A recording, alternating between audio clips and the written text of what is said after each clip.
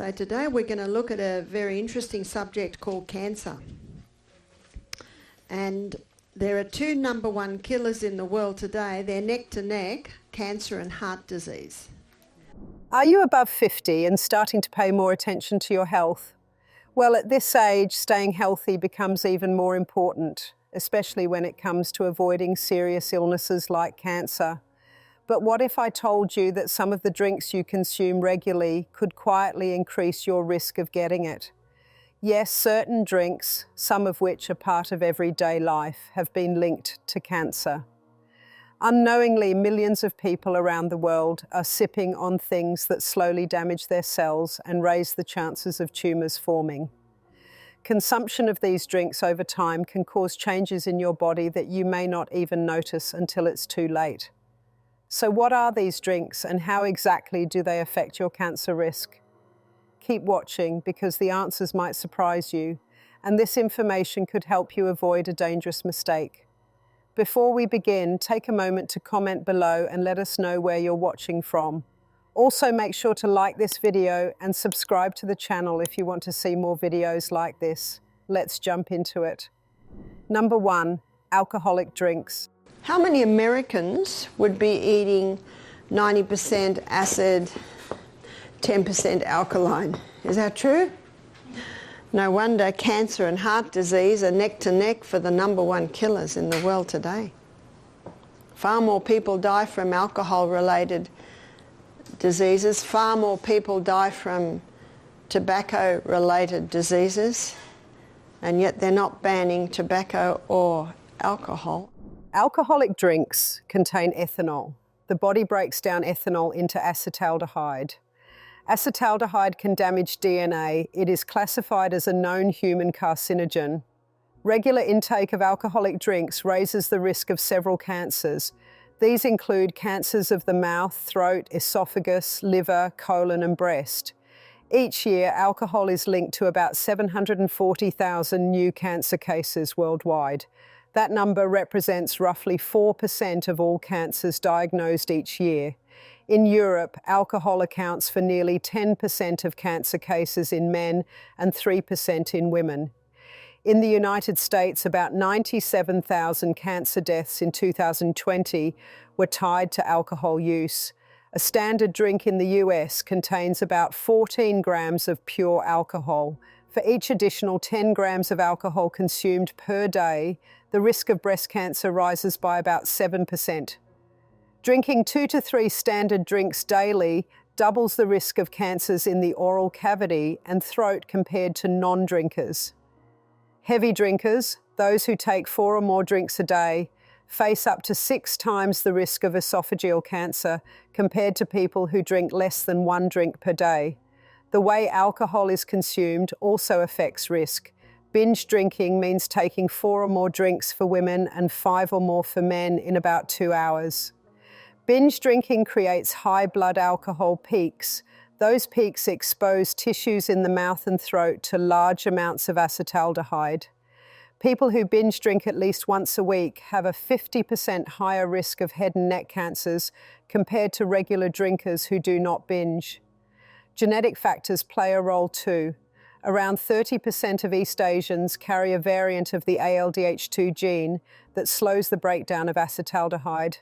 After drinking, carriers can have blood acetaldehyde levels up to 10 times higher. For them, the same level of alcohol intake can lead to twice the cancer risk compared to people without this variant. Women are more vulnerable to alcohol's effect on breast cancer. Even 1 standard drink per day raises breast cancer risk by 5 to 9%. 2 mechanisms explain this.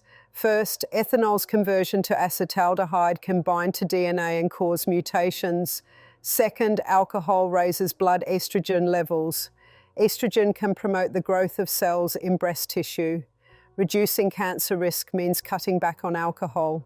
The World Health Organization recommends no more than 1 standard drink per day for women and 2 for men. Cutting back by just 1 drink per day can lower lifetime cancer risk by up to 10%. Policies that raise taxes on alcoholic beverages or enforce minimum drinking ages also help. In regions with higher taxes, studies show a drop in alcohol-related cancer cases over time. Public health messages stress moderation. They point out that any level of alcohol intake above 0 carries some risk. A complete avoidance of alcohol offers the lowest risk. For people who choose to drink, spreading drinks across the week and avoiding binge sessions can reduce cancer risk. Number 2, caffeinated and carbonated soft drinks. Caffeine, all your caffeine foods and drinks have an acid effect. And of course, caffeine usually comes hand in hand with the sugar, which certainly ups it. And remember our 2.6 Coca-Cola, that's a combination of the caffeine and the sugar. Did you know that Coca-Cola is called Coca-Cola because I think it was in the early part of the 20th century they put cocaine in it. And then they went over to caffeine, which is just as dangerous. Caffeinated and carbonated soft drinks are among the most consumed beverages worldwide. In the United States, about 63% of adults report drinking at least one soda per day. Globally, soft drink consumption is rising steadily, especially in low and middle income countries. While these drinks do not directly contain known carcinogens like aflatoxins or ethanol, regular consumption has been tied to cancer risk through several indirect but well-documented mechanisms. First, soft drinks often contain high fructose corn syrup, HFCS, or other added sugars. One 12-ounce can of cola contains around 39 grams of sugar, which is nearly 10 teaspoons. High intake of added sugar is linked to obesity, insulin resistance, and type 2 diabetes, all of which are known risk factors for several cancers. The National Cancer Institute reports that obesity increases the risk of at least 13 types of cancer, including colorectal, postmenopausal breast, kidney, pancreatic, and endometrial cancers. A large prospective study published in BMJ in 2019 followed over 100,000 adults for up to 9 years. The study found that drinking just 100 ml, less than half a can, of sugary drinks per day was linked to an 18% increase in overall cancer risk and a 22% increase in breast cancer risk. These results were adjusted for age, physical activity, smoking, and other dietary factors. Caffeine itself is not considered a carcinogen. In fact, some studies suggest it might have protective effects against certain cancers like liver or endometrial cancer when consumed in moderation through coffee or tea. However, in soft drinks, caffeine often acts as a stimulant that encourages more frequent consumption, leading to higher intake of sugar and artificial additives. This increased consumption intensifies the metabolic effects tied to weight gain and insulin resistance. Some soft drinks are artificially sweetened instead of containing sugar. These contain substances like aspartame, sucralose, or saccharin. Aspartame has been studied extensively. A 2023 assessment by the World Health Organization concluded that aspartame is possibly carcinogenic to humans, group 2B. This means the evidence is limited but not dismissible. A 2022 study in PLOS Medicine found a 13% increased risk of cancer in people who consumed high amounts of artificial sweeteners, especially aspartame and acesulfame K. Another concern is caramel colouring, especially the type known as Class 3 and Class 4 caramel. These are produced using ammonia and sulfites, and they can contain a compound called 4-methylimidazole, 4-MEI. In animal studies, 4-MEI has been shown to cause lung cancer. A 2014 study by researchers at Johns Hopkins University analysed 110 sodas and found that many cola-flavoured drinks contained 4-MEI at levels that would cause excess cancer cases if consumed daily over a lifetime. For example, drinking just one can of a specific brand daily could result in one excess cancer case per 100,000 people. Soft drinks are also highly acidic, with pH levels often below 3.0. This acidity can damage tooth enamel and may also irritate the lining of the digestive tract. While not directly linked to cancer, chronic irritation and inflammation of the gut lining can contribute to conditions that raise cancer risk over time, especially when combined with other dietary or lifestyle factors. Plastic bottles used to store sodas may also contain bisphenol A, BPA, a chemical used in the lining of bottle caps and the interior coating of cans. BPA is an endocrine disruptor. Studies have found that it mimics estrogen in the body. Estrogen activity is tied to hormone-related cancers, including breast and prostate cancer. Although BPA-free alternatives are now more common, not all soft drink containers are free from these chemicals. Reducing consumption of caffeinated and carbonated soft drinks can lower the risks tied to obesity, insulin resistance, and chronic inflammation. Swapping soda with water, unsweetened teas, or sparkling water with no added sugar or sweeteners can make a measurable difference. For example, a 2015 intervention study found that overweight adults who replaced 1 can of soda per day with water lost an average of 2.5 pounds over 6 months and had lower markers of inflammation.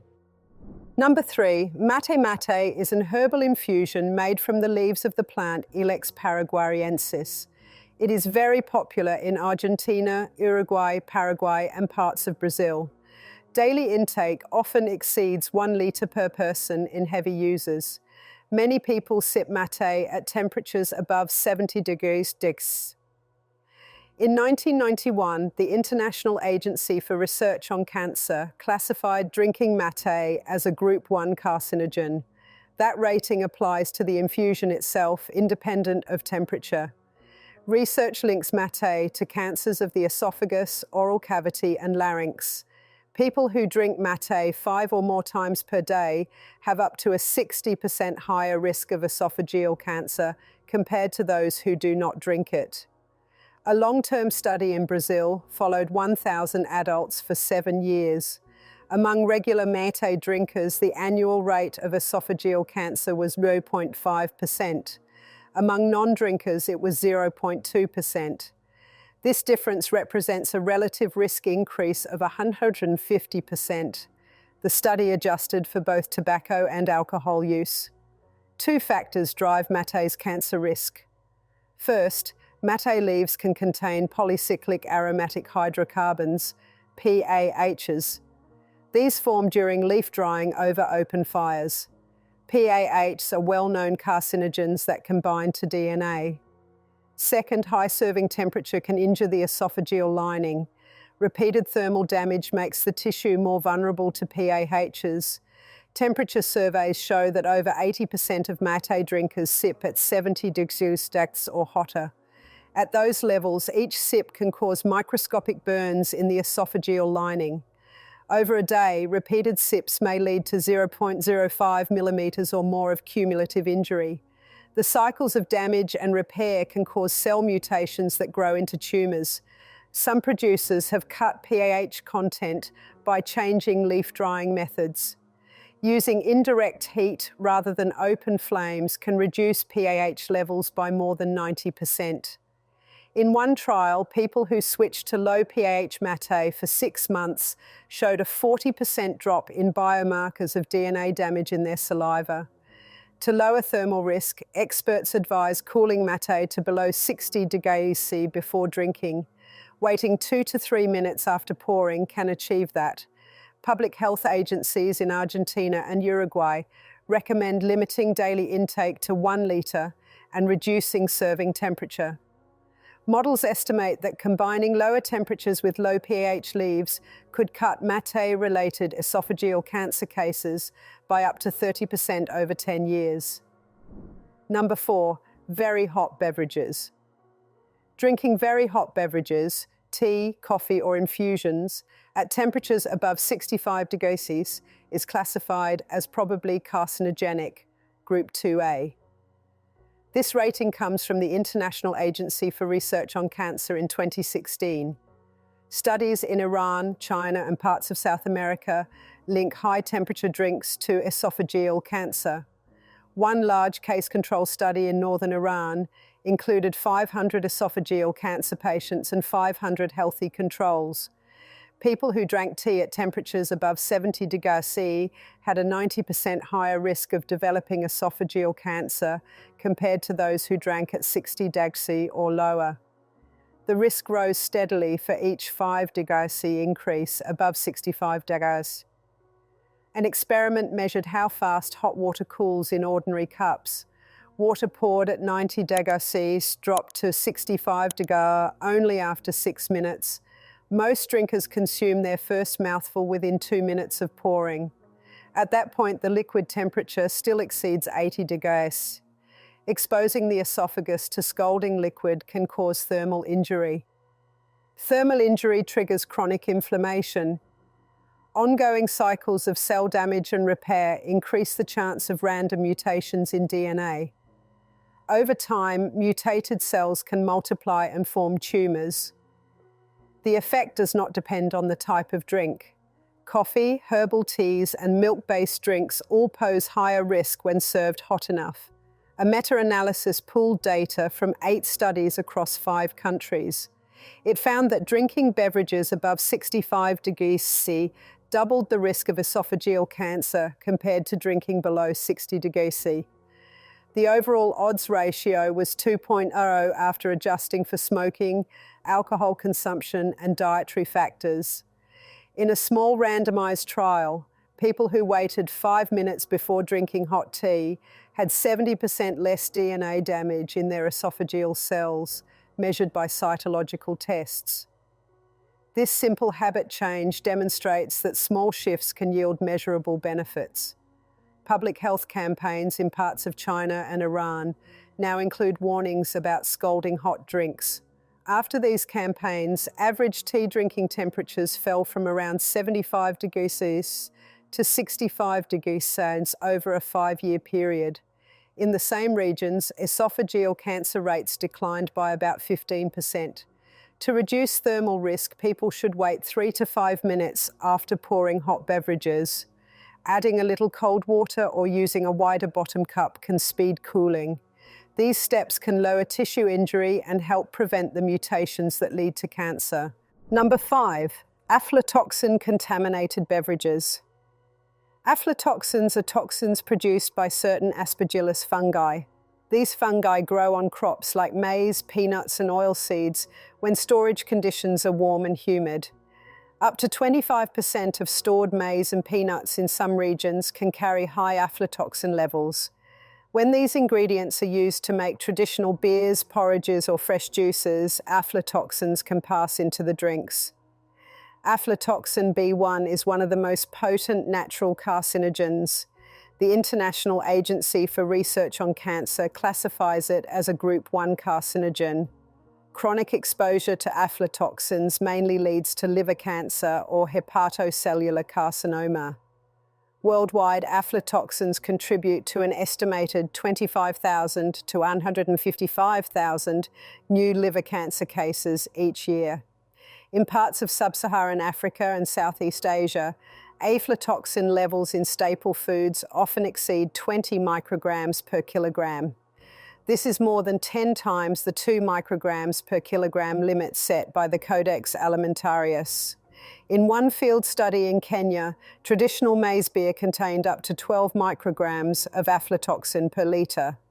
Regular drinkers of that beer had a 3.5-fold increase in liver cancer risk compared to non-drinkers. The risk multiplies when aflatoxin exposure occurs alongside hepatitis B virus infection. In areas where both are common, the combined risk of liver cancer exceeds 50 times the risk seen in people without either exposure. In rural China, where 10% of adults carry hepatitis B and many consume aflatoxin-linked grain drinks, liver cancer rates can exceed 50 cases per 100,000 people per year. Reducing aflatoxin in beverages involves better crop handling.